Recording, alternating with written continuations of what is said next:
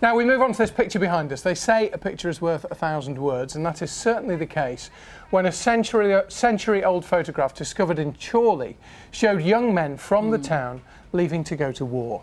The Chorley Pals set off almost exactly 100 years ago. Many never returned. Well, one man who did was Pte Thomas Leach, who was identified on the photo by his daughter. Ian Haslam has been to meet her. Chorley Railway Station, February 23rd, 1915. Men from the recently formed Chorley Pals would leave here to be trained at various military bases, eventually bound for the Somme. Men like Pte Thomas Leach. My father would be stood over here. It's with a smile on his face. I was looking at it and I thought, no, no, no. And then I saw the next one. I thought, oh God, that's my father. And it's lovely. It's lovely. Pals in name and in nature, these pictures show the company marching to the station. No one could imagine the horrors ahead. I think he saw it as great fun until the reality came in, and then it was obviously appalling. Badly injured, he survived the conflict. Others weren't as fortunate. They suffered greatly on the Somme.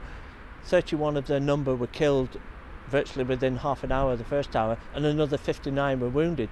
So over half of the men were casualties. 220 members of the Chorley Pals Company left the town in 1915. All of them, including Pte Thomas Leach, are listed on this memorial.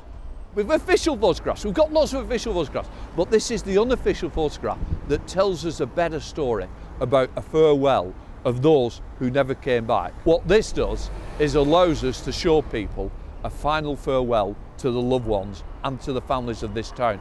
Having trained as a priest before the war, after it Pte Leach married a woman who herself had trained as a nun. Together they had 11 children, Veronica being the youngest. He died in 1957. Seeing that photograph, I won't say brings him alive because it's not as I remember him, because obviously he was a lot older when I was born. But it's nice to see photographs of them.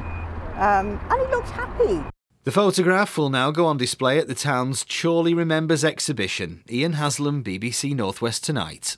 It's fascinating, isn't it? It is, isn't it? Just a moment in time, yeah, and yet captured. so many stories, so many lives, Yeah, so many lives changed. Lovely.